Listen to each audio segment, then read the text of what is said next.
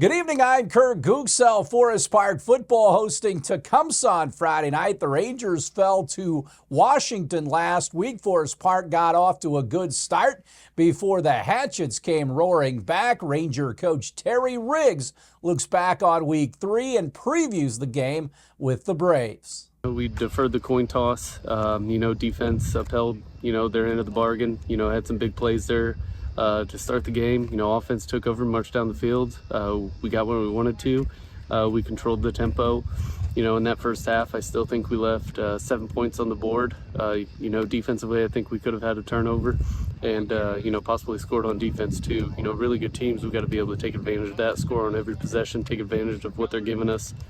Coming out, the second half, we start with the holding penalty. That puts us, behind the chains.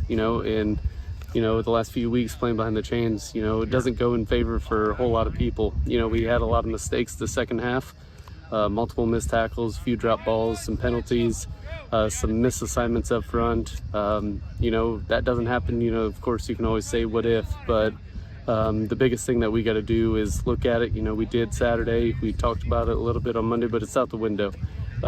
We got to be able to learn from it, move on, get better this week, and refocus for Tecumseh. What have you seen out of Tecumseh so far? They're well coached. Offensively, they do a lot of misdirection type stuff with counters and play action and a few trick plays here and there. They do a really good job at timing. Defensively, they fly to the football. It's going to be a fun game, with that kind of defense and some of those kids. They find hats on the football quite a bit, and they take advantage of turnovers, so we got to be careful. Keys to you guys having a good night?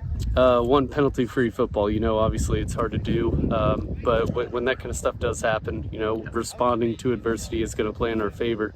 Physicality at the point of attack, understanding that football is a 48-minute game, sometimes longer, but we got to be able to put all 4 quarters together. We do that, we'll be in good shape. Coming up tomorrow, we'll visit with Jasper coach Derek Hart. The Wildcats entertain Boise. Big League Baseball last night, the Rays over the White Sox 5-4. Colson Montgomery was 1 for 4 with an RBI double and runs scored for the White Sox. Tonight, Cubs and Braves, Jamison Taillon against Chris Sale. Cubs won the game last night. Reds and Padres, Andrew Abbott versus Nick Pivetta.